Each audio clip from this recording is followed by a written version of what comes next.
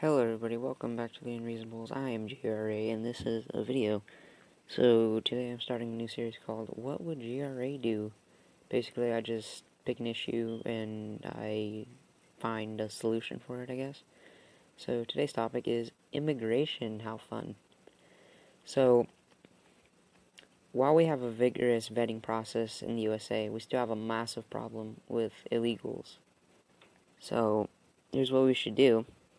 Is we let all the current illegal immigrants in the USA get a path to citizenship, but those with criminal records get deported. So basically, you just make everybody here that's already here a citizen, and after this, we close up the borders. We get even more strict. We have to strengthen border security on both the Mexican and the Canadian borders, because sometimes the border between Mexico and the USA, or the USA and Canada, is just a fence. And other times, there is no fence at all. It's just an open field. You can cross to Mexico, and you can cross from America to Mexico, or from Mexico to America, without even knowing, and that's a huge problem. And I'm open to a wall. I'm open to the idea of a wall in areas like this, because a wall would, and it would create jobs building and maintaining the wall.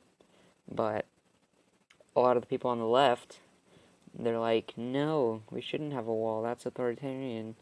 And meanwhile, and they ask where we're going to get the money for it. Meanwhile, they want $1 trillion for single-payer health care. So you can see the total hypocrisy there. So if we don't put a wall up or strengthen border security in any way, the last idea I would have is to make those areas just freaking minefields.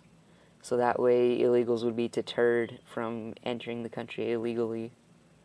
And because of this, we have a problem with terrorists pouring in from places like Canada, as you can see with the Flint terror attack, which was a while back.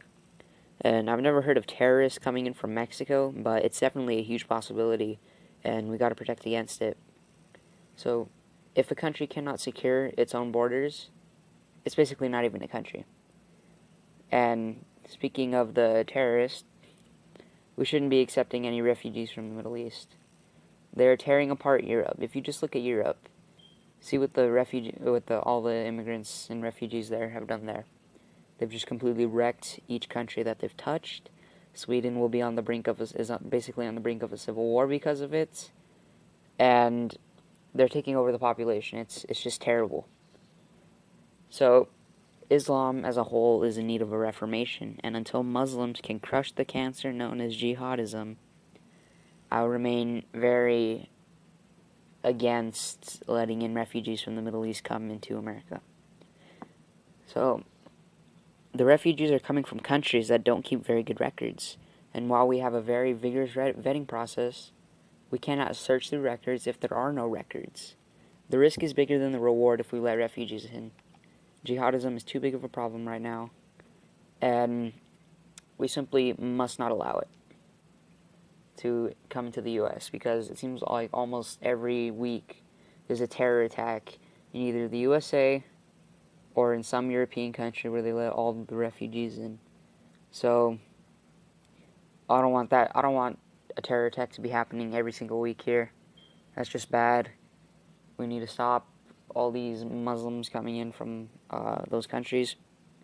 Thank you. This has been GRA giving off my opinion. Make sure to leave a thumbs up and subscribe. If you feel like I should go into further detail, then just comment. And if you disagree with me on some of these things, just comment. I should respond relatively soon. Thanks again. This has been GRA, signing out.